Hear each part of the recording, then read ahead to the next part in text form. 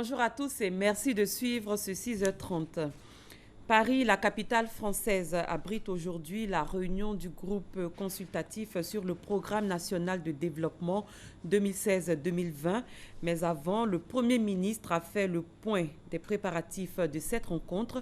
Daniel Cablon-Duncan s'est rendu au bureau de la Banque mondiale à Paris après des échanges avec des responsables de l'institution. Le chef du gouvernement s'est entretenu avec des membres de la délégation ivoirienne. Franck Kouadio est notre envoyé spécial à Paris. J-1, pourrait-on dire, le gouvernement ivoirien est à Paris pour mobiliser les ressources. Le Premier ministre Daniel Cablon-Duncan, conduisant le groupe consultatif pour le financement du plan national de développement 2016 à 2020, a visité cet après-midi les locaux de la représentation de la Banque mondiale, site des travaux. Première impression satisfaisante. Nous remercions la Banque mondiale parce que les choses se présentaient très bien. À nous maintenant d'être assez efficaces pour demain matin au niveau des prestations que nous devrons faire.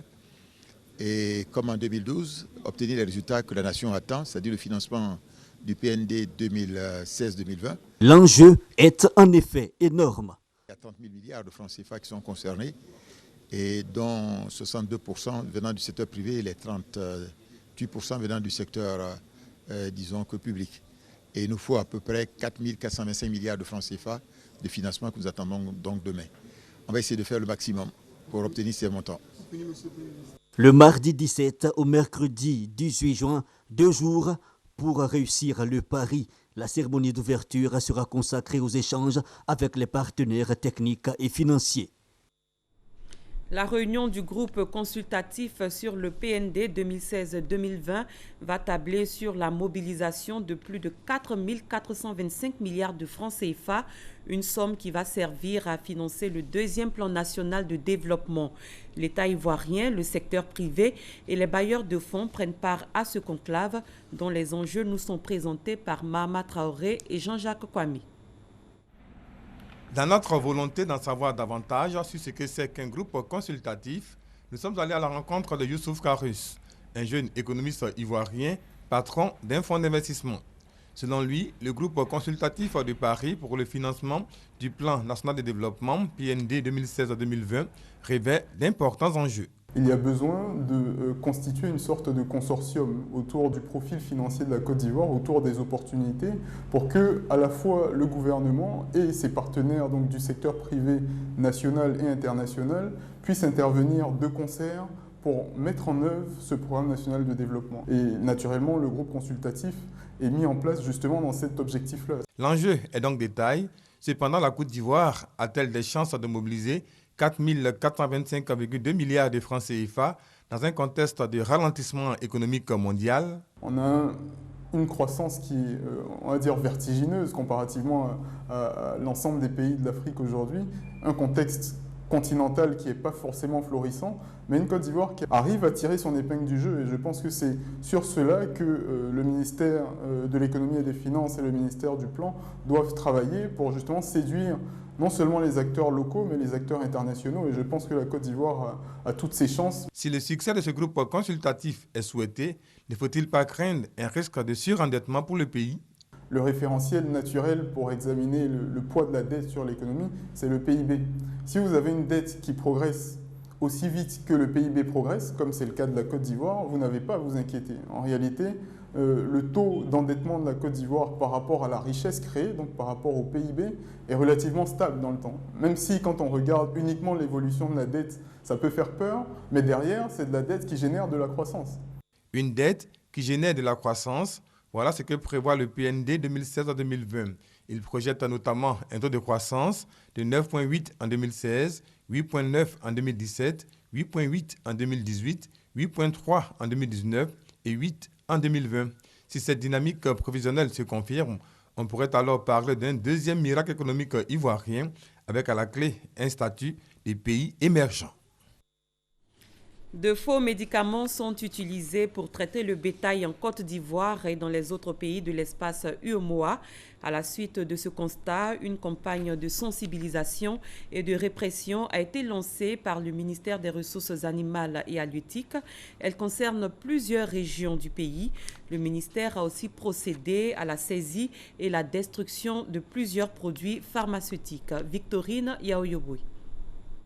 Le gros bétail, la volaille, des médicaments vétérinaires dont les antibiotiques sont administrés à tous ces animaux pour offrir des protéines de qualité aux consommateurs. Malheureusement, une étude de l'UEMOA a prouvé que la plupart de ces médicaments sont soit périmés, soit prohibés. L'organisation sous-régionale a donc décidé de lutter contre ces faux médicaments dans son espace.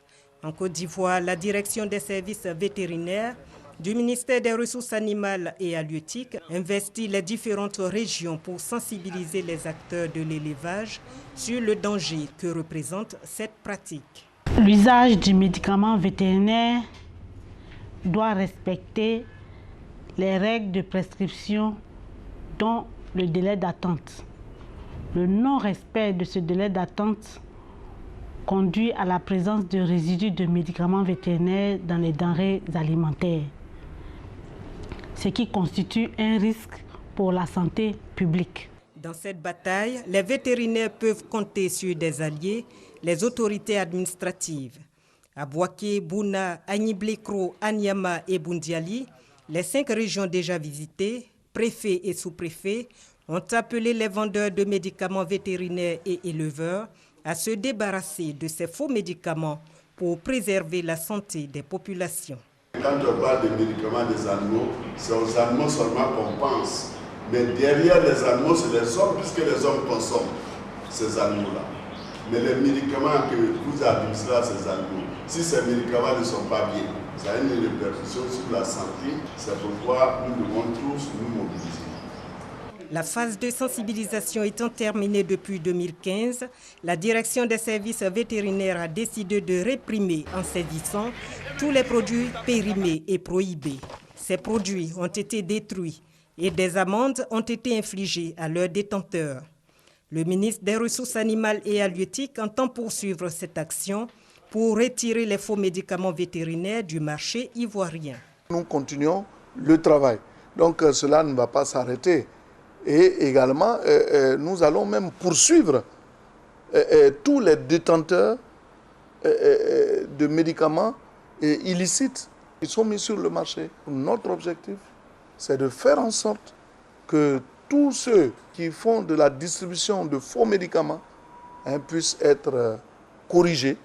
Selon le ministère des Ressources animales et halieutiques, les utilisateurs de faux médicaments vétérinaires encourent également des peines d'emprisonnement. Autant de précautions pour protéger la santé des consommateurs ivoiriens. L'ONG Servir a 20 ans. Avant la célébration de cet anniversaire prévu ce mercredi, la présidente Mme Henriette Konan-Bédié a dressé le bilan de l'organisation depuis 1996, un bilan jugé positif. Le Conseil régional du Moronou va financer des projets de développement à hauteur de plus de 30 millions de francs CFA au profit des populations. Cette somme est un don de la présidente de ce conseil régional, Véronique Aka. Léon Brou. Krigbé, département de Bongouanou, plus de griots pour les annonces communautaires. Désormais, c'est à partir de cette cabine et 15 mégaphones, une sorte de radio dite villageoise, trouvaille de la mutuelle de développement de Krigbé. La MUDEC, également auteur de ces 7 villas, échantillon d'une cité de 26 logements, un projet d'habitat rural qui se réalise au moins 7 ans après son lancement. Au début, les gens ne faisaient pas confiance en ce projet. Souvent, les cotisations ne rentrent pas comme on le souhaite.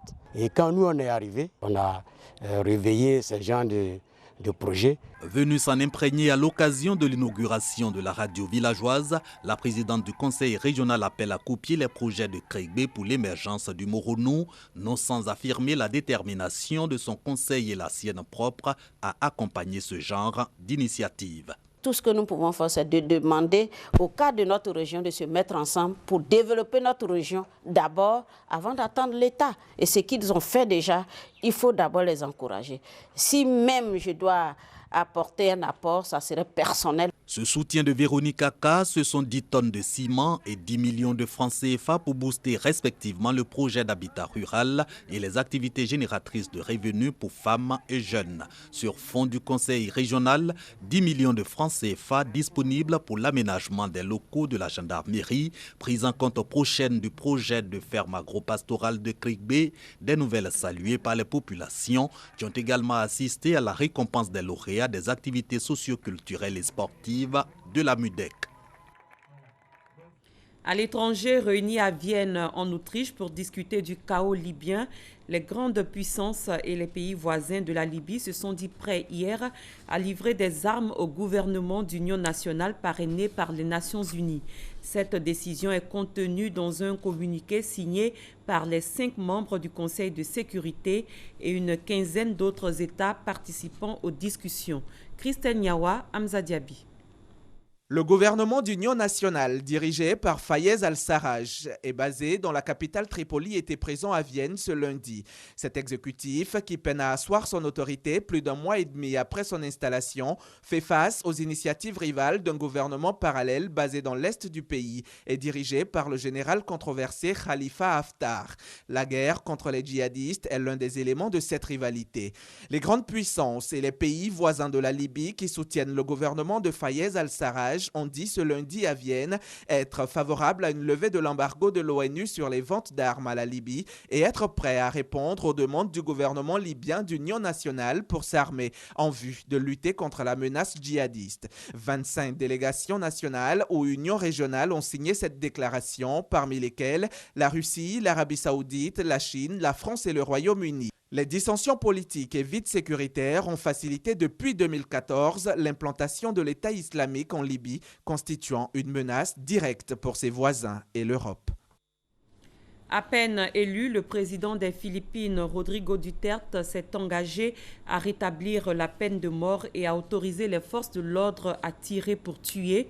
Lors de sa campagne, il avait promis d'éliminer des dizaines de milliers de criminels. Éradiquer la criminalité des Philippines, c'est l'objectif du nouveau président Rodrigo Duterte. Élu le 9 mai dernier au terme d'une campagne populiste et outrancière, l'avocat de 71 ans a un programme particulier contre la délinquance et la criminalité aux Philippines. Des mesures qui n'accordent aucune tolérance pour les trafiquants dans ce pays. Rodrigo Duterte annonce vouloir un retour de la peine capitale abolie en 2006 dans les affaires de trafic de drogue, de viol, de meurtre et de vol. Il appelle également à la mobilisation des militaires tireurs d'élite pour tuer les criminels selon ses propres termes. Il évoque aussi l'intention d'interdire la consommation d'alcool dans les lieux publics après 2 heures du matin, ainsi que l'interdiction aux enfants seuls de sortir dans les rues le soir sous peine d'emprisonnement des parents. Certaines de ces mesures déjà annoncées lors de sa campagne ont suscité l'indignation de ses opposants. Le président sortant Benigno Aquino a qualifié Rodrigo Duterte au cours de la campagne de dictateur en puissance susceptible de soumettre les Philippines au règne de la terreur. Malgré les réactions, ces mesures ont séduit des dizaines de millions de Philippins. Il remporte les élections avec plus de 6 millions de voix et prêtera serment le 30 juin prochain pour 6 ans. Malgré l'adoption du projet de loi travail en première lecture à l'Assemblée nationale avec le recours du gouvernement au 49.3, la mobilisation se poursuit contre la loi El Khomri un peu partout en France. Aujourd'hui, mardi et jeudi 19 mai, les opposants à la loi travail prévoient 2 journées d'action. L'association CIMAD, qui aide les étrangers à faire reconnaître leurs droits, assure avoir constaté un fait. De nombreux médecins se livraient à un racket auprès des migrants pour la réalisation de certificats médicaux en vue d'un titre de séjour. La CIMAD indique avoir signalé par écrit ces entorses à la déontologie au ministère français de la Santé. En République dominicaine, le président sortant Danilo Medina arrive largement en tête de l'élection présidentielle tenue dimanche. Il a réuni près de 62% des voix selon des résultats partiels. Son principal rival, Luis Abinader, du Parti révolutionnaire moderne recueille environ 36% des suffrages. Danilo Medina est le candidat du Parti de la Libération dominicaine. Il devrait être réélu dès le premier tour.